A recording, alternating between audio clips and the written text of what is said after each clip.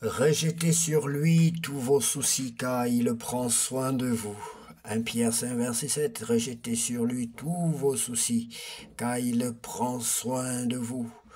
Rejetez sur lui tous vos soucis, car il prend soin de vous, bien-aimés. 1 Pierre, chapitre 5, verset 7. C'est l'heure de la prière et de la repentance. Seigneur, en ce moment de pause, nous venons te remettre la suite de cette journée et te remercier pour ton soutien. Père Céleste, merci pour cette matinée passée sous ton regard. Nous te confions la suite de cette journée. Nous remettons entre tes mains remplies. Oui, nous remettons entre tes mains, Seigneur. Remplis-nous de force, de patience et de sagesse pour accomplir nos tâches avec foi et espérance, que nous puissions rester dans ta paix, agir avec amour et refléter ta lumière autour de nous. Ta parole nous rappelle, rejetez sur lui tous vos soucis, car il prend soin de vous. 1 Pierre chapitre 5 verset 7. Bonjour bien-aimés. Merci d'être toujours nombreux à revenir dans la bergerie du Seigneur. Oui, invitez aussi vos frères, vos amis, vos parents à revenir à la bergerie, bien-aimés, avant qu'il ne soit trop tard. Alors si tu es prêt, bien-aimé, à te repentir, alors que Jésus-Christ est cloué à la croix et qui gémit, qui soupire, qui pleure, qui crie, bien-aimé, alors que tu sais que c'est toi qui es le véritable coupable, qui doit gémir, qui doit pleurer, qui doit soupirer à la croix. Oui, bien-aimé, repens-toi. Tu peux dire, Seigneur, je reconnais que c'est moi qui suis le coupable. Je reconnais que je suis un pécheur. Je reconnais que tu es le Fils unique de Dieu. Mort et ressuscité et cloué à la croix. Mort et ressuscité à cause de mes fautes. Pardonne-moi, Seigneur. Je t'accepte dans ma vie comme mon sauveur personnel et mon Seigneur. Car toi seul revient la gloire, la puissance et l'honneur. Sois le maître de ma vie. Remplis-moi de ton Esprit Saint pour marcher en conformité de vie avec ta parole, Seigneur. Je t'en prie au nom de Jésus-Christ. Acte chapitre 13. L'Esprit Saint choisit Barnabas et Saul. Lisons la parole de Dieu. Dans l'église d'Antioche de Syrie, il y a des prophètes et des hommes qui enseignent. Ce sont Barnabas, Siméon appelé le Noir, Lucius de Cyrène, Manaën qui a été élevé avec Hérode Antipas et enfin Saul. Un jour, ils sont réunis pour prier le Seigneur et ils jeûnent. Alors l'Esprit Saint leur dit, mettez à part Barnabas et Saul pour faire le travail que je vais leur demander. Ils continuent à jeûner et à prier. Ensuite, ils posent les mains sur la tête de Barnabas et de Saul et ils les laissent partir. Barnabas et Saul vont à Chypre, donc l'Esprit Saint envoie Barnabas et Saul, ils vont à Séleucie et de là ils prennent le bateau pour l'île de Chypre. Ils arrivent à Salamine et ils annoncent la parole de Dieu dans les maisons de prière des Juifs. Jean-Marc est avec eux pour les aider. Ils traversent toute l'île et arrive à Paphos. Là, il rencontre un juif appelé Bar Jésus. Celui-ci pratique la magie et veut faire croire qu'il est prophète. Il vit dans le palais du gouverneur Sergius Paulus. Ce gouverneur est un homme intelligent. Il fait venir Barnabas et Saul parce qu'il veut entendre la parole de Dieu. Mais Elimas, c'est le nom grec du magicien, est contre Barnabas et Saul. Il ne veut pas que le gouverneur devienne croyant. Saul, appelé aussi Paul, est rempli de l'Esprit Saint. Alors il regarde Elimas et lui dit, espèce de menteur, tu trompes tout le monde, fils de Satan, tu es contre tout ce qui est bon. La volonté du Seigneur est droite et toi tu la rends toute tordue. Est-ce que tu as arrêté? Est-ce que tu vas arrêter au autant pour moi. Maintenant, écoute, tu vas devenir aveugle. Pendant un certain temps, tu ne verras plus la lumière du soleil. Aussitôt, tout devient sombre pour Elimas. Il est dans la nuit, il tourne en rond, il cherche quelqu'un pour le conduire par la main. Le gouverneur voit ce qui est arrivé et devient croyant. En effet, l'enseignement au sujet du Seigneur l'a touché profondément. Paul et Barnabas à Antioche de Pisidie. Paul et ceux qui l'accompagnent prennent le bateau à Paphos et ils vont à Pergé en Pamphylie. Alors Jean-Marc les quitte et retourne à Jérusalem. Ensuite, Paul et Barnabas quittent Pergé, il arrive à Antioche de Pisidie le jour du sabbat. Il entre dans la maison de prière des Juifs et il s'assoit. On fait la lecture dans les livres de la loi et des prophètes. Puis les chefs de la maison de prière disent à Paul et Barnabas, frères, est-ce que vous voulez dire quelque mot aux gens pour les encourager? Vous pouvez parler. Paul se lève, il fait signe de la main et dit Israélites et vous qui adorez Dieu, écoutez-moi. Le Dieu de notre peuple Israël a choisi nos ancêtres. Il a fait grandir ce peuple pendant qu'il vivait à l'étranger en Égypte. Ensuite, Dieu l'a fait sortir d'Égypte par sa puissance. Pendant à peu près 40 ans, il a pris soin de son peuple dans le désert. Il a détruit 7 nations dans le pays de Canaan et il a donné leur terre comme propriété à notre peuple.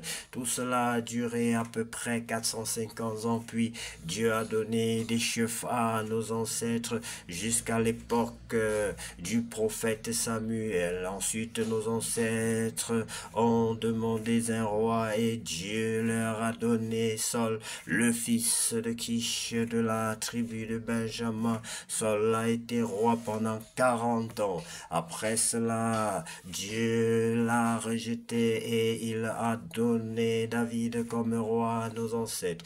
Dieu parle de David en disant, j'ai trouvé David, le fils de Jessé. C'est un homme qui me plaît. Il fera tout ce que je veux. Dans la famille de David, Dieu a fait naître comme il l'avait promis un sauveur pour le peuple d'Israël. C'est Jésus. Avant que Jésus vienne, Jean-Baptiste a lancé cet appel à tout le peuple d'Israël. Faites-vous baptiser pour montrer que vous voulez changer votre vie.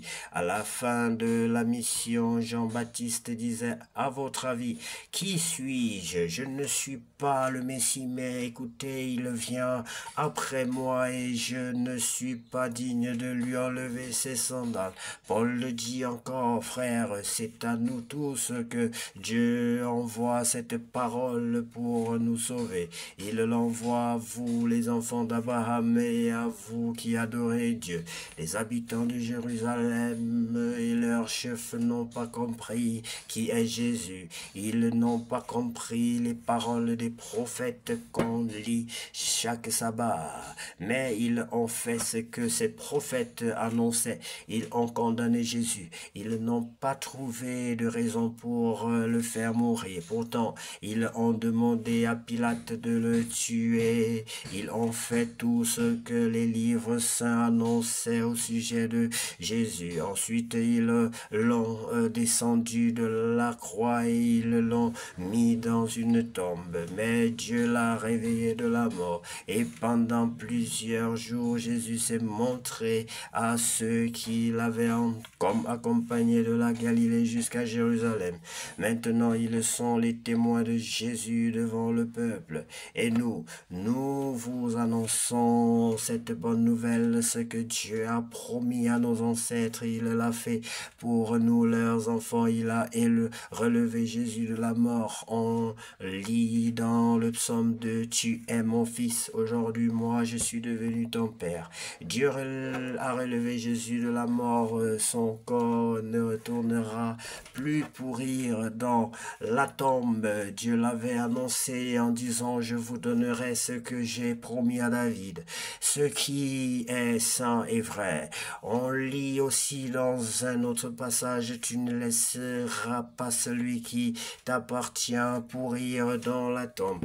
Pendant sa vie, David a été le serviteur de Dieu. Il a fait ce que Dieu voulait. Quand il est mort, on l'a enterré auprès de ses ancêtres et il a pourri dans la tombe. Mais Jésus n'a pas pourri dans la tombe. Dieu l'a réveillé de la mort. Frère, vous devez savoir une chose, grâce à Jésus, on vous annonce aujourd'hui que vos péchés sont pardonnés. La loi de Moïse n'a pas pu vous libérer de vos péchés, mais tous ceux qui croient en Jésus sont complètement libérés. Amen.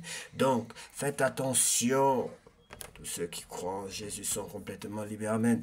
Donc faites attention, les prophètes ont dit, gens orgueilleux, regardez, soyez étonnés, puis disparaissez. En effet, pendant votre vie, je vais faire quelque chose d'extraordinaire. Et si on vous le raconte, vous ne le croirez pas. Il ne faut pas que cela vous arrive. Ensuite, Paul et Barnabas sortent de la maison de prière. On leur demande de revenir le sabbat suivant et de parler des mêmes choses. Après la réunion, beaucoup de Juifs et d'autres gens qui obéissent à la loi de Moïse accompagnent Paul et Barnabas.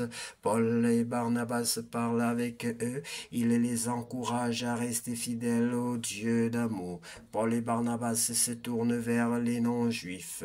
Le sabbat suivant, presque tous les habitants d'Antioche de Pisidie se rassemblent pour entendre la parole du Seigneur. Quand les Juifs voient cette foule, ils sont remplis de jalousie, ils se mettent à dire tout le contraire de Paul et ils l'insultent. Alors Paul et Barnabas disent avec assurance, c'est d'abord à vous, les Juifs,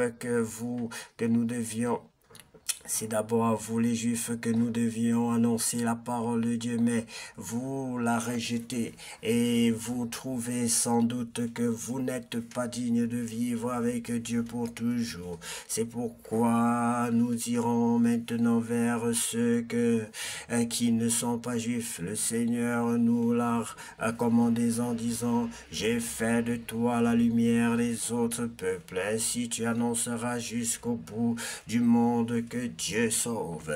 Ceux qui ne sont pas juifs entendent cela et ils sont tout joyeux. Ils remercient le Seigneur pour sa parole. Tous ceux que Dieu a choisis pour vivre toujours avec lui deviennent croyants. Dans tout le pays, la parole du Seigneur est de plus en plus connue, mais les Juifs entraînent avec eux des femmes de sang élevé, de rang élevé qui adorent Dieu, ainsi que les notables de la ville. Ils poursuivent Paul et Barnabas pour leur faire du mal et ils les chassent de leur pays. Les deux hommes partent en secouant la poussière de leurs pieds et ils vont à Iconium, à Antioche. Les disciples restent remplis de joie et de l'Esprit Saint. Voilà, bien-aimés, nous sommes heureux de lire la parole de Dieu, bien-aimés. Il n'y a rien de plus beau, il n'y a aucun livre qui soit comme la parole de Dieu. On ne peut qu'avoir d'immenses joies lorsqu'on a réussi à marquer une pause et à lire la parole de Dieu. Nous prions notre Dieu qui nous aide à comprendre ce que nous lisons au nom de Jésus. Amen. Soyez bénis, bien-aimés, au nom de Jésus-Christ.